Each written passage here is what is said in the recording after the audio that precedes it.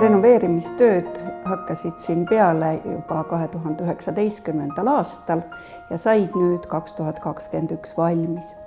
Tegelikkuses sai see maja täiesti uuesti osa seinu, kuna me avastasime järsku endalgi ootamatult, et maja seintes oli vamm. Ja seetõttu läksid ka kõik need ehitused ja näituse tegemine pikemaks. Aga tänu sellele on see maja nüüd väga heas seisus ja ta näeb välja selline, nagu võis olla Jakobsonil unistus oma majast, sest tema ju seda maja valmis kujul ei näinud. 1882. aastal, kui Jakobson suri, oli majakarp küll valmis, aga uksi aknaid ei olnud ees veel ja ei olnud ka vooderdatud.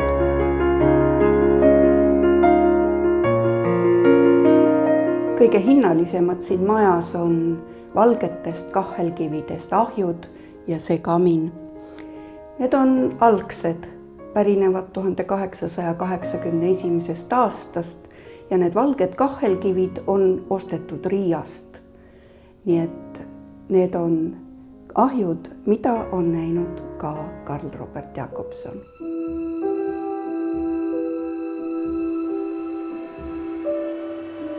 Me asume praegu Kurgia linnutaja elumaja tornis.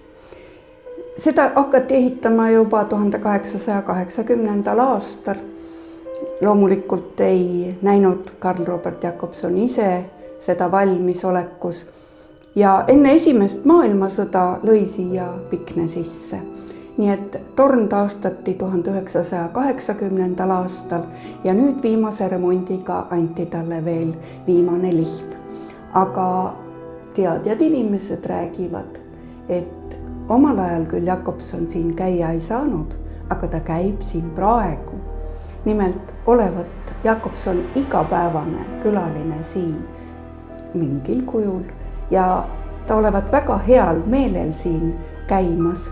See tähendab seda, et ta on väga rahul sellega, mida ta siit tornist praegu näeb.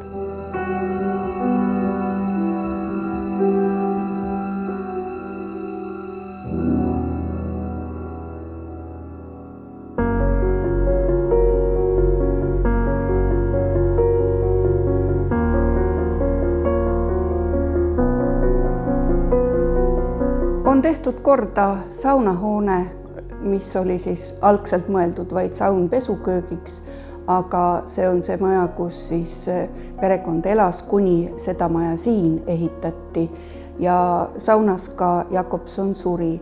Nii et see sai ka täielikult renoveeritud. Samuti toimus õueplaneerimine, lillepeenrad tehti korda, teedevõrk, aga teha on siin veel küll, sest esialgsel originaalsel kujul on siin veskihoone, aga sellele on vaja nüüd teha remonti, sest seoses jõe allalaskmisega on seal vundamendid vajavad toestamist. Me tahame olla elav talu ja meil on Eesti maakari siin.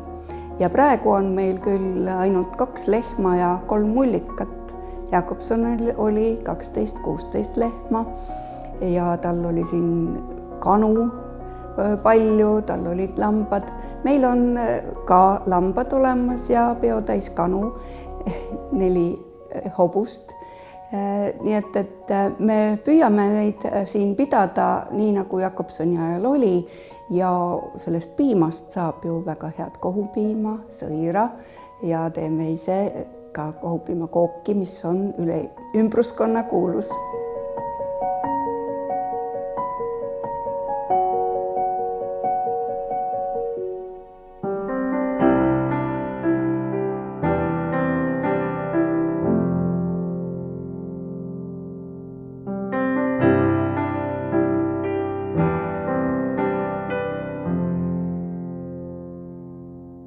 Tema oli tolle aja teadusliku teadmise vahendajaks. Tal endal ei olnud põllumajanduslikku haridust, kuid ta luges väga palju ja oma kirjatöödes kirjutas ta sellest, mida ta oli lugenud ja püüdis õpetada, sest ta ütles küll, et meil on küll olemas esiisade tarkus, mida me tänapäeval uhkelt nimetame ka põllumehe tarkuseks, aga tegelikkuses on vajalik kooliharidus ja sel juhul võivad meie põllud anda isegi 10 korda rohkem saaki.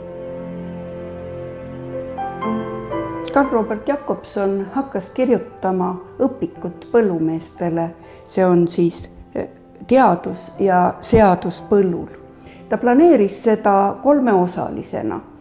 1869. aastal ilmuski Peterburis esimene osa ja tegelikult ta mõtles seda seoses planeeritava eestikeelse Aleksandri kooli asutamisega. Aga siin ta räägib üldse põllupidamisest, ta annab igasuguseid nõuandeid, kuidas põldu pidada, kuidas loomapidamist organiseerida, kuidas piimakarja pidada ja mesindus õunapuude pookimisest, igasuguseid õpetusi, sest tema veendumus oli selles, et Eesti talumees ei saa enam edasi minna lihtsalt esivanemate tarkusega, vaid ta vajab kooliharidust ja seda kooliharidust oli vaja hakata andma juba lapsest peale.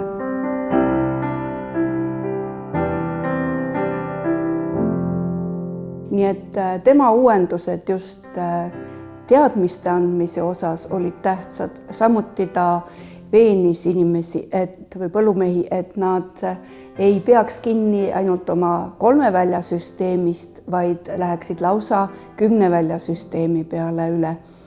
Samuti propageeris ta väiketalusid, skandinaavialikke väiketalusid, mis tegeleksid piimakarjandusega. Ja rääkis ka sellest, et igal talul peab olema oma õunaed, võiks olla ka mesipuud ja üldse peab valitsema puhtus ja kord. Jakobson võitles selle eest, et Eesti talupojal oleks parem põllumajandustehnika. Oli ju aastasadu olnud kasutusel tavaline harkader, mis oli siis Lõuna-Eesti ja Kesk-Eesti parematel muldadel ja vannasader, mis oli Lääne-Eestis ja Saaremaal, mis võttis väga mulla pealt ja tegelikult ei pööranud mulda. Jakobson aga ütles, et peab olema hõlmader, mis lõikab mullale sisse ja pöörab sellega ringi. Meil on siin näha üks 2-hõlmaline ader, see on nüüd juba väga uhke ja neid atrasid aja jooksul tuli üha rohkemaks, aga Jakobson pidas just hõlmatra kõige perspektiivikamaks.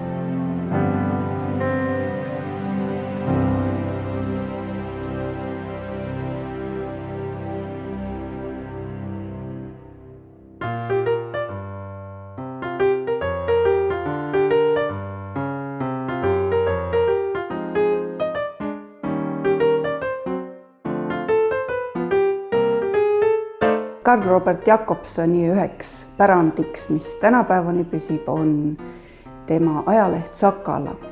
See on poliitika, kirjanduse ja põllutöö ajaleht, mis hakkas ilmuma 1878. aastal Viljandis. Sellest ajast Karl Robert Jakobsoni elu pöördus, sest tema põhitegevuseks ei olnud enam mitte ainult talupidamine siin Kurg- ja Linnutajal, vaid ka pidev viibimine Viljandis. Meie näitusel on nähtavad Sakala ajalehtede suurendused, tema esimene väljaanne, mis ilmus siis 11. märtsil 1878. aastal ja viimane Karl Roberti poolt toimetatud ajaleht, mis ilmus siis 1882. aastal 13. märtsil. Meie püsinäitusel on Sakala tuba. See tähendab, seda tuba ei ole tegelikkuses ju Jakobsoni ajal siin kunagi olnud, sest teine korrus sai valmis alles seoses muuseumiga 1957. aastal. Aga Jakobson oli mõelnud, et siin toas hakatakse Sakalat toimetama. Ja see mööbel on olnud Viljandis ja eriti tähelepanuväärne on siin see klaver, mis oli ka Sakala toimetuses ja mille Karl Robert oli sunnitud vahepeal ära müüma, sest Sakalal olid majanduslikud raskused. See klaver jõudis hiljem siia tagasi, sest inimene, kes selle oli ära ostnud, oli teada ja ta andis selle klaveri, tema järglased andsid selle klaveri muuseumile tagasi.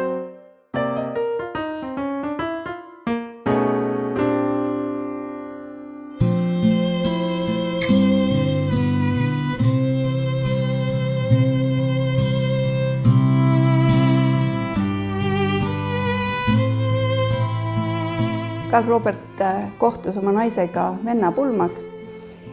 Vend abiellus Juuli õega ja see väike armas neiu oli väga musikaalne, lõbus. Ta oli pärit Kirblast ja tema isa oli seal köster, aga nende perekond oli saksakeelne. Nii et kui nad kohtusid 1870. aastal, siis nad pidasid 4 aastat kirjavahetust.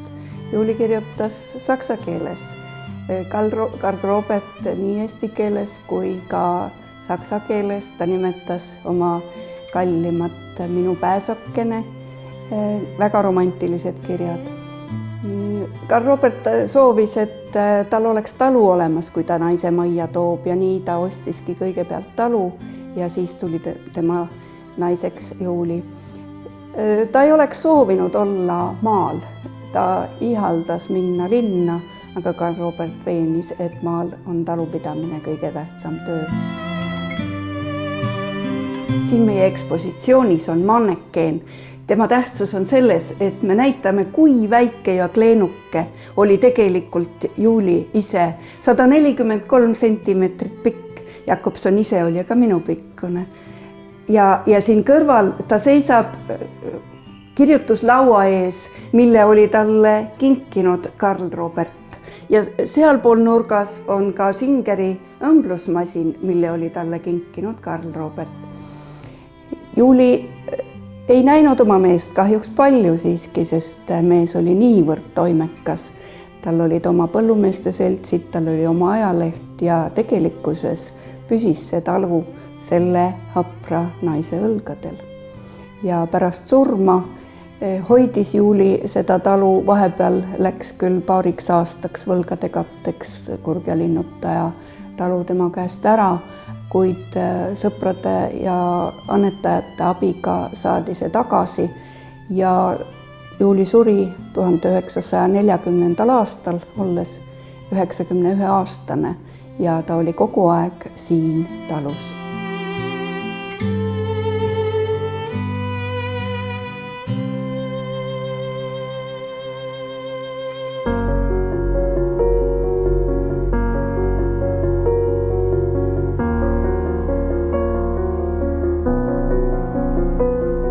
Robert Jakobson Eesti ärkamisaja suurkujuna väärib seda, et teda tuntaks rohkem kui seda, et mäletatakse, et ta oli meil 500 kroonise peal. Nii et me anname ekskursioone, aga samuti ka toimuvad haridusprogrammid siin ja me õpetame ka Eesti toidu tegemist ja need põllu pealt tulevad tooted saavad siin lastele selgeks tehtud, mis nad on ja kuidas neid purki panna ja õue peal võib pidada suuri suvepäevi. Nii et ja meie ise teeme seal ka suurüritusi, nii et jaanipäev ja hobuste üritused ja talupäevad, need on kõik meie üritused.